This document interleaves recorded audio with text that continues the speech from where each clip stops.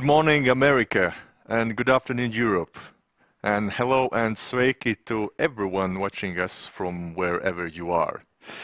We are streaming live from Riga, from the National Library of Latvia, and New York as well, in a cycle of series where we, as the library, invite inspiring, interesting, well or less known people, also somehow related to books from around the globe, to share their story.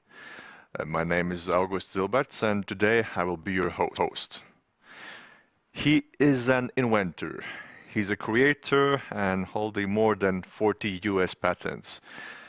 Some might say a real adventurer, and also a businessman of 45 years experience, a husband and father, and also a father of sticky notes or post-its as we know them, and now also an author, a writer, and his name is Alanu Amronu. Hello, Alan, and it is a real pleasure to see and meet you today. Hello, August. It's a pleasure to see you. How are you? Thank you, Alan. Besides what I mentioned, you have also a relation to Latvia, and actually you have been here for several times, and as far as I understand, even lived here. Is that true, and how does it come? Well, I moved to Latvia for 2 years to teach at a couple of the universities there and do lectures, and I loved it. When I first went there and started, I was just going to do it temporarily, but then once I started living a life there and enjoying the quiet city and compared to New York, and the people are very nice, so I enjoyed my stay so much that I lived there for 2 years. Well, it's another proof that the world is a really small place, but the width of it starts in our heads. Alan, I have looked through the internet, news sites, YouTube, Spotify, Facebook, you name it. There are countless interviews, articles, and other materials where you are telling about your business and your success story, but they all are from like different perspectives. And now, actually, the main reason why we have met today is that you have written a book, and you have also donated it to the library, and it's called An Invented Life: The Smoking Gun. And you have put there an essence of your inventor's life, let's say like this. How did you come up with this idea, and what's the core message of the book? How do you briefly say? Well, the first thing, when I've lived an amazing life. I've enjoyed my life. I've done a lot of great things. So I wanted to sort of document it for my grandchildren, because I wanted them to know what I did, how I did it, and maybe people could learn from that as well. So I wrote a book that's a little bit unusual, because I did 50% in text and 50% in pictures. And the reason I did it that way is because I believe that one picture tells 1,000 words. And just to tell you a little bit of story about that, people think Confucius said that one picture tells us 1,000 words. But in fact, there was a journalist in 1918 who coined the phrase, and he's perfectly right. You could show a picture and people will understand it a lot better than putting 1,000 words up on the screen, and they'll get it instantly. So I wrote the book basically with pictures and text so that I could tell my life story that way. Indeed, I couldn't agree you more, and that's absolutely a great idea, because we use on our everyday life tens, even hundreds of different things and tools that make our life easier. But if we are talking about inventions, then rarely we know who had come up with this idea and what did that cost and how it happened, namely what's the story behind it. And that's what you have done here with this book. I must add here that Alan has donated copies of this book to the National Library. They will all be publicly accessible in reading rooms for free. And that's all for introduction now, but I would like to give the floor and the screen to you, Alan, now, because you have prepared an overview of the, let's say, contents of your book and your life, and please tell us a bit more about it. And firstly, I guess starting with how it all began, yes? When and from where did you get this inventor's gene? The floor is yours, Alan. Okay, well, first of all, before I start, I'll play the video to introduce who I really am and what I've done.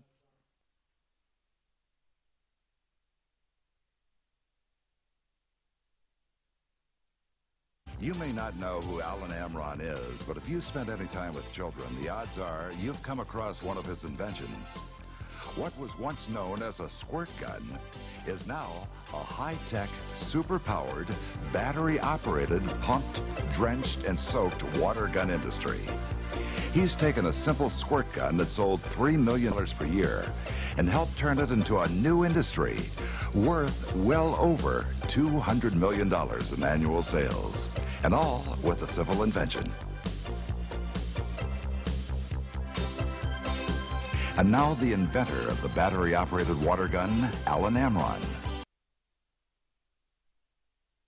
And that basically, a lot of people don't know that I invented the battery-operated water gun first. And at the same time as the PostIt Note, well, within the same year, 1972-73, I invented the battery-operated water gun and the PostIt Note and a couple other items that obviously went unnoticed. Play the second video.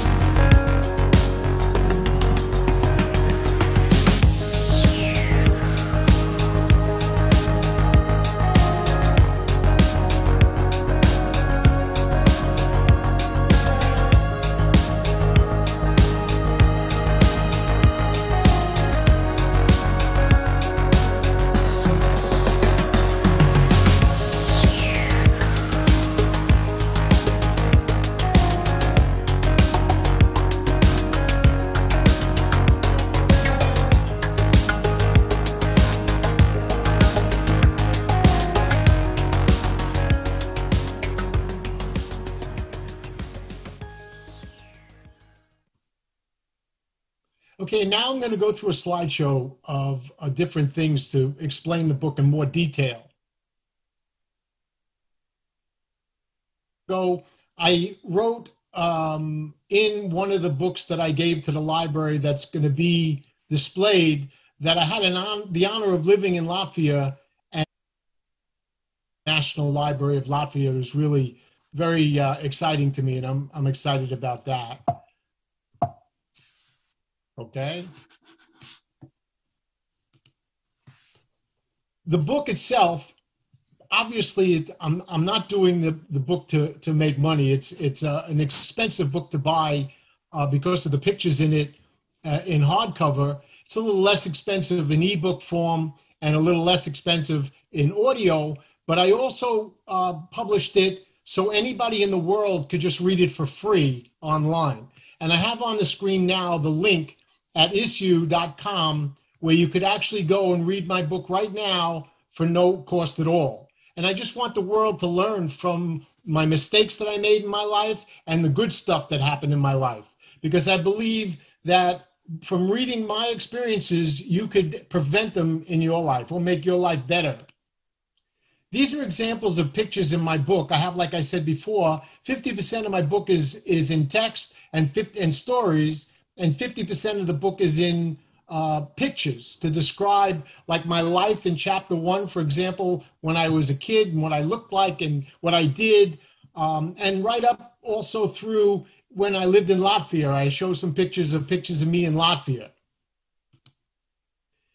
These are more pictures of my family showing my life and how I became an inventor and why I became an inventor. And when I started out, inventing wasn't a business. Inventing was just something I did. It wasn't an occupation. When I invented the PostIt Note, these are some of the things that I did to make the product known to the world.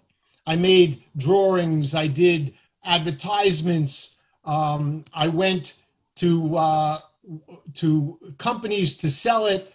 Some companies were trying to make it after I disclosed it to them without paying me a royalty, so I ended up suing them. Articles around the world about my suit with 3M. These are different things like an affidavit showing people that worked at 3M about how they remembered my bringing the 3M Post-it note, sticky notes to 3M in 1974. People that actually worked in the marketing department gave me affidavits swearing that they remember that it was me. Then I have the judge. There were judges and a lawyer that represented me at the time who gave his deposition saying that I represented Alan at the time, and in fact, he did invent this product and show it to 3M.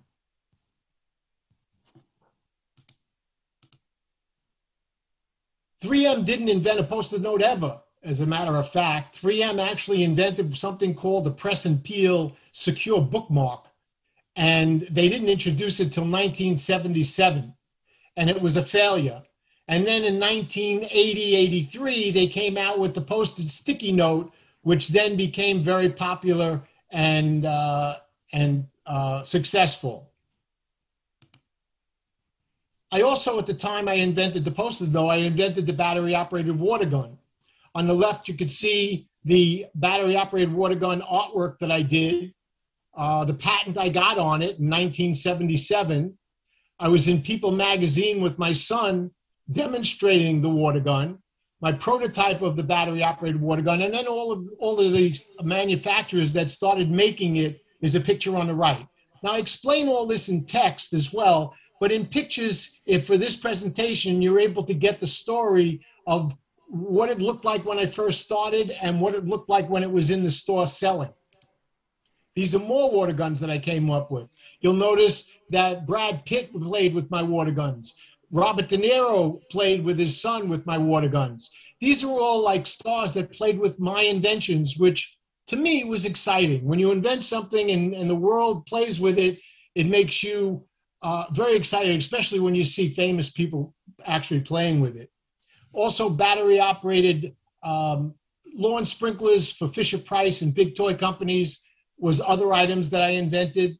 I invented pump water guns, bubblegum tapes, candy bubbles. I mean, I didn't limit myself to Post-it notes or battery-operated water guns.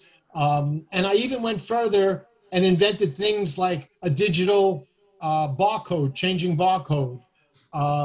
So inventing doesn't only have to be one invention or one industry. When you invent, you create things that you want or you can't find in the regular world. You invent it so that you can have it and try to sell it to the rest of the world.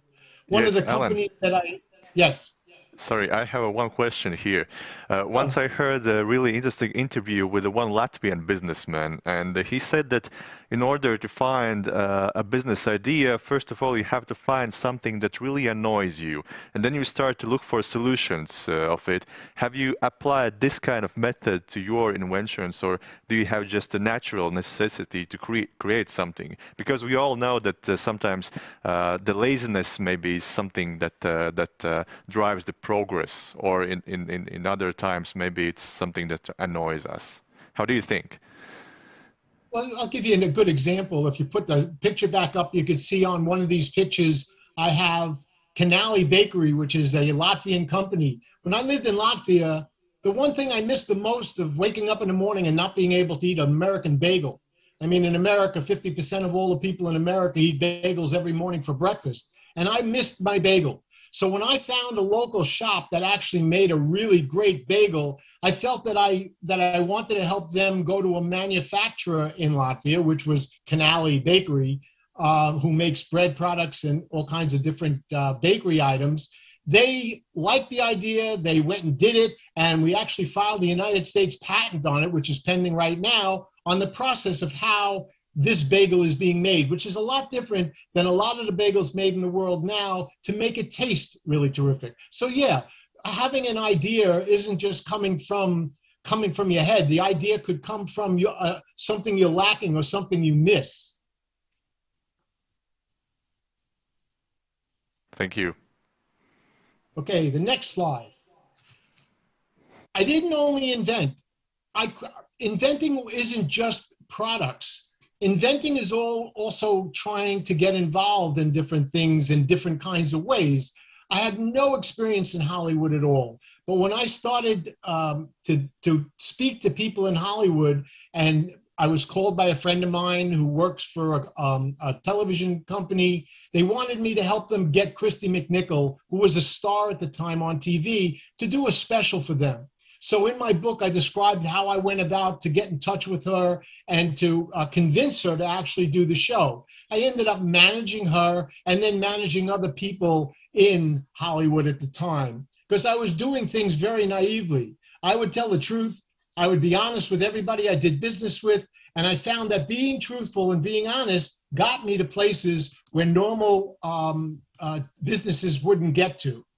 I befriended a Tina Sinatra, who was Frank Sinatra's daughter, and she and I became friends over the years. And from that friendship, I started an airline called Bi-Coastal Airlines. In this ad on the right, you see it's called Tradeways Airlines. That was the original name of it. It was a condominium airline. The idea was years ago that people in Hollywood and people in New York kept flying back and forth from New York to LA every day at high cost of first class, because most of them flew first class. So I came up with an idea of selling seats on a plane. So we bought 2 747s and we started selling seats on it. And Tina Sinatra brought her father in, Frank Sinatra, who actually designed the canopy on the plane coming off of that plane that we had, the bi-coastal plane. An interesting story in my book, I tell about how I met J.D. Salinger, who wrote The Catcher in the Rye. Being in a library atmosphere right now, J.D. Salinger is a very well-known author in America, and I would assume the rest of the world. And I was called one day by Hollywood to try to get the rights to his book for them. So they didn't tell me that he was a recluse and you couldn't find it where he even lived, but I found him, I went to his house, I spoke to him, and I tell the story in my book exactly how I encountered my meeting with J.D. Salinger and what he said about whether or not he'd let me have the rights to his book for a movie. Along the way, I invented the first down laser line, which Pat Summerall, who's in this picture with Donald Trump, who's the previous president of the United States, me and my partner, Richard Grobman, we actually brought to Donald Trump the idea of the first down laser line for football and for him to invest in it. These are different uses of the first down laser line that I invented for track and field. We used it at the NCAA outdoor track and field championships in Haywood Field, and it's used in football for the first down. Then I met a guy by the name of Muhammad Ali. I was trying to get the Beatles broke up years and years ago when I was younger, of course, and I thought it'd be a good idea to try to get them back together again. So I started a committee, an international committee to reunite the Beatles. And I put an ad in, you'll see the ad on the top right-hand side of the screen, where I ran that ad in the Village Voice, which is a very small newspaper in Manhattan. And Rolling Stone magazine picked it up. And, Rolling Stone magazine picked it up and put it as an op-ed ad or story about me trying to raise money from everybody in the world. And then articles around the whole world started coming up in Germany, France, Brazil, all over the world, where people were sending me dollars to put in a fiduciary account to pay the Beatles to get back together again. And Muhammad Ali was my partner, and you'll notice I'm sitting on the steps of Muhammad Ali's house in Chicago when I was 23 years old, discussing my PostIt notes, discussing the first down the battery-operated water gun, and the things that I invented at that time, and the Beatle reunion. Then I invented something called the photo wallet, which was before they had iPhones and phones with pictures on it. I came up with a way of taking digital film and playing it on a handheld device. We called it the photo wallet. Now, I was working on it and I brought it to Kodak and they liked it, but then Kodak wasn't moving fast enough because I saw that the digital camera was being introduced soon. So I needed to get my player out so that people could buy it. And when they took pictures with the digital camera, they'd be able to show it on my digital player. Because the digital cameras, when they came out, they had very small thumbnail screens on them at first, and you couldn't see the picture you just took. So photographers and people that were buying the digital camera were frustrated in not being able to see the pictures right away. So my photo wallet was a way for them to see the picture right away. Then Nikon camera took it over, and they made it and distributed it around the world. Then I did an interview with CNN about my inventing the PostIt Note and the battery-operated water gun. And then we had litigation. And in that litigation, I took 3M to court, telling them that I told you about this idea, you're making it, you're not paying me a royalty, you need to pay me a royalty, or to just tell the people in the world that I'm the inventor of it. In summary, in 1973, I invented the sticky back note called Press-On-Memo. In 1974, I put the Press-On-Memo sticky back note into commerce and gave samples to 3M's executives at a trade show in New York. In 1977, after concealing to the public for 3 years, which is again patent rules, 3M introduced the sticky back note as press and peel, which wasn't a sticky back note. It was a holder, a placeholder for a book. And then they called it the PostIt Note in 1980. A lot of the newspapers around the world did stories about it. It was on the cover of a lot of newspapers because PostIt Notes is known around the whole world. Sticky notes is known around the whole world. So that's what a lot of the magazines were doing stories about. Then I went to Latvia and I did lectures. I did lectures at UC Berkeley in California, Riga Stratton's University in Riga, Riga's Business School, and Latvia University. And I met the Queen's son, the youngest son, in Latvia at an event. And that's what the picture on the right-hand corner is. Again, I was doing an article in DNS Business, which is the largest news magazine in Latvia. And I was doing an article, weekly article for them in their magazine while I was there. I was doing lectures while I was there. I really enjoyed my time at living in Latvia. Yes. What a journey, Alan. Thank you very much. While listening, I was thinking that these all are success stories. Well, the sticky notes case was really tough one, but I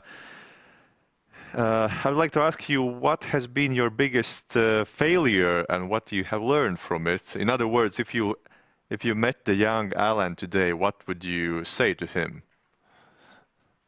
That's a hard question because you try to put behind you and not really remember the things you did wrong. But obviously I did a lot of things wrong in my life and I just try to forget them.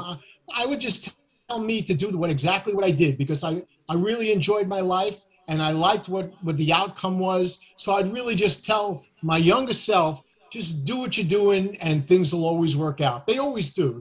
One way or the other, they'll always work out.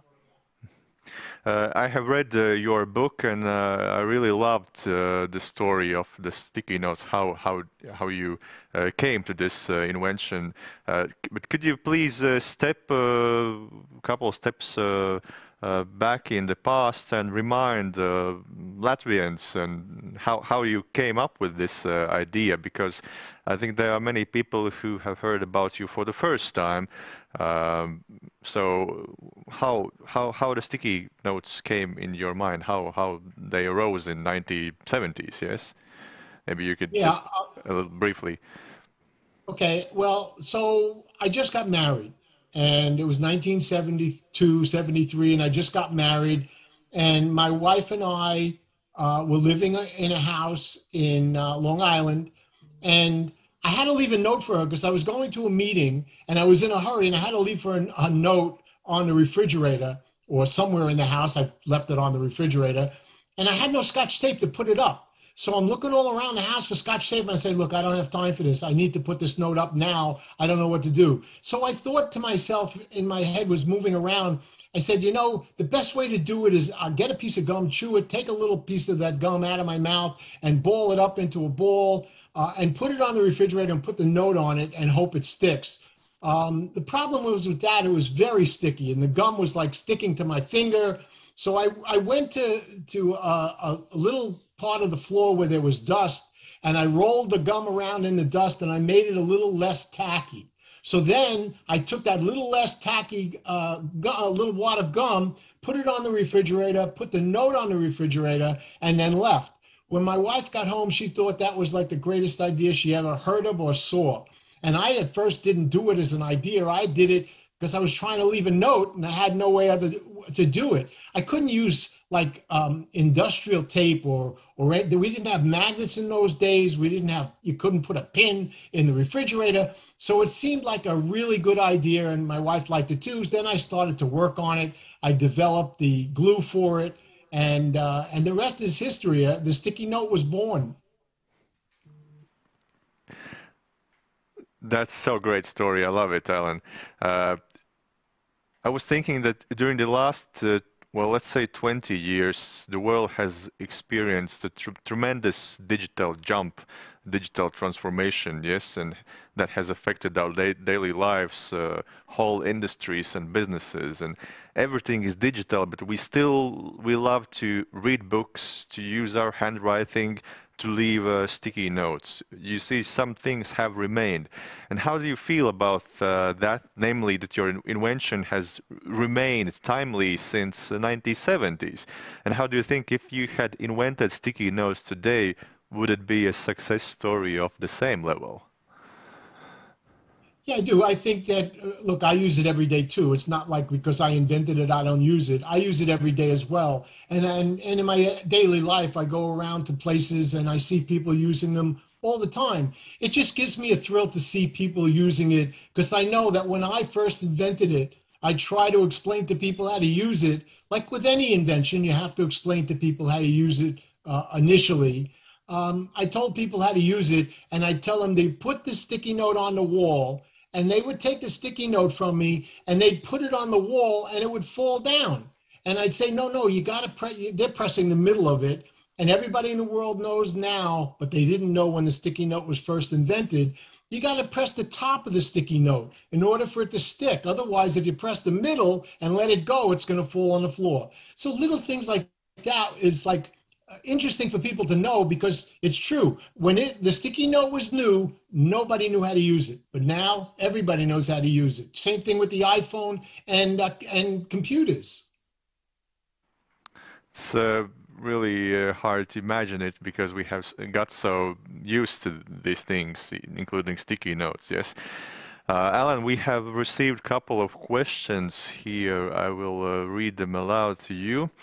Maybe you can try to answer. The first one is, so it goes like this. Is inventing something you can learn, for example, by studying some kind of things in high school or university, or, for example, engineering, or maybe reading many books, or is it a thing you can get better just trying to do it yourself?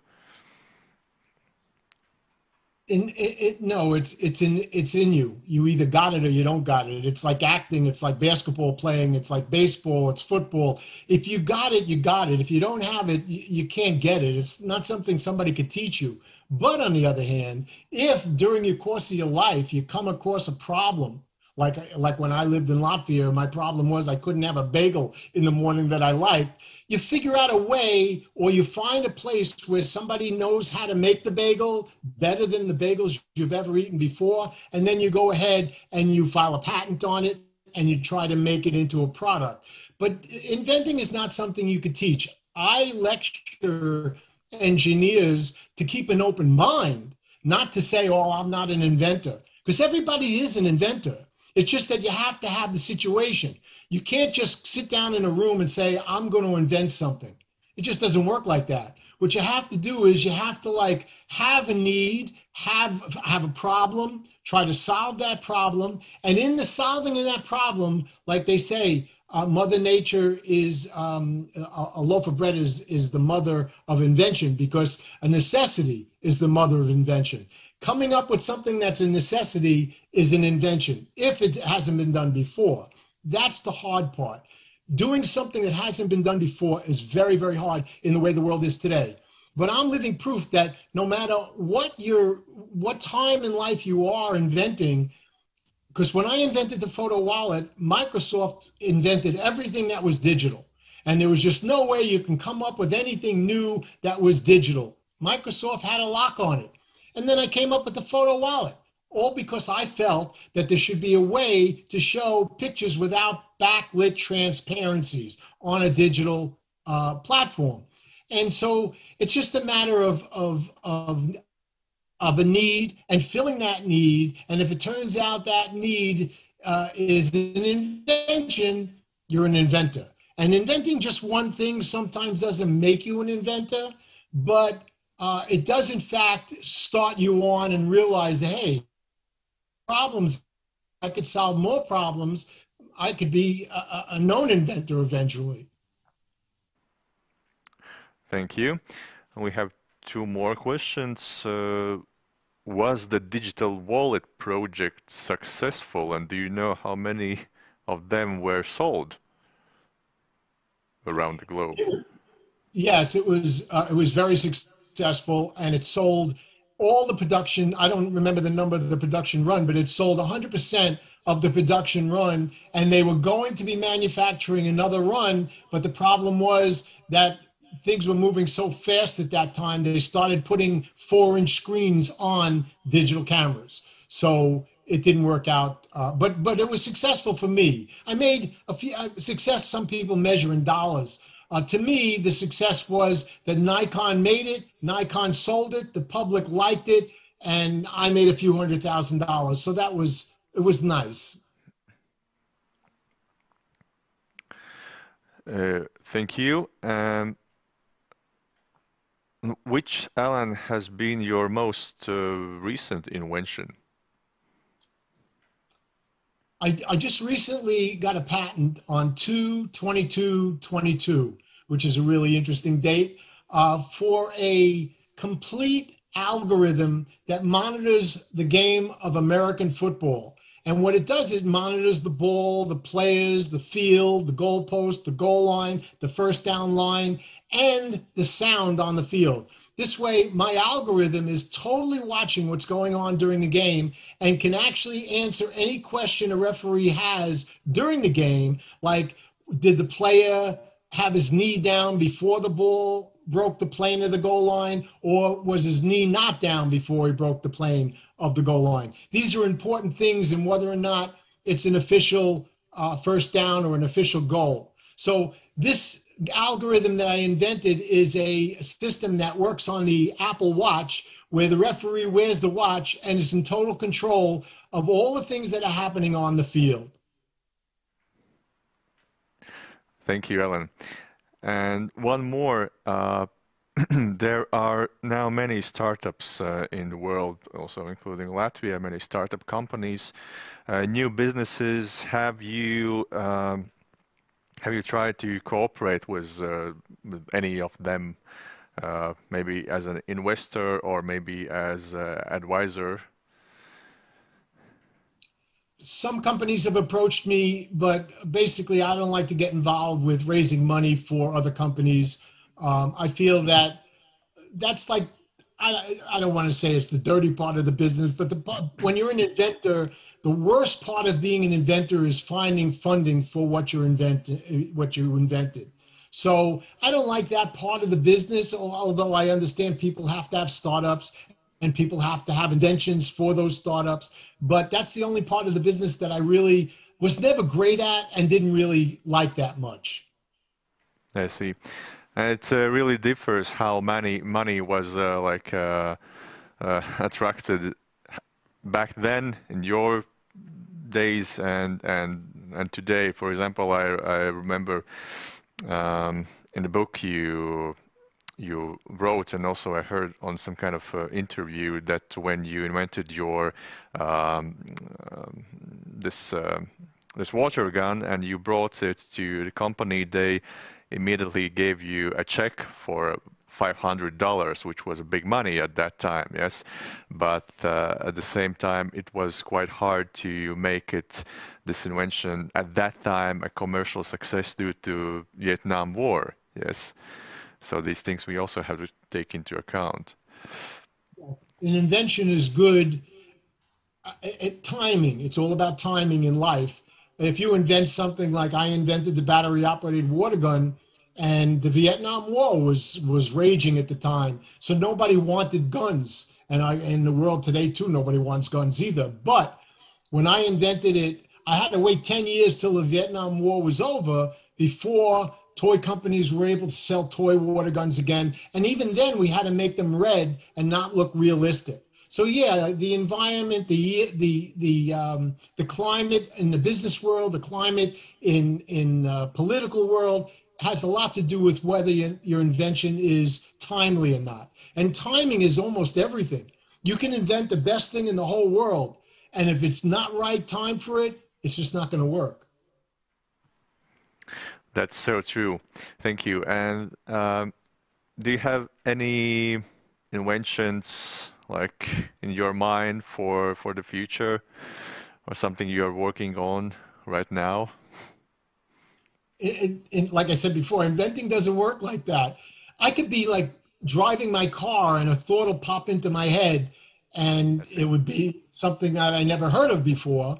And you know, best way I could describe it is this way. Paul McCartney was once interviewed, and he was asked, how do you write a song?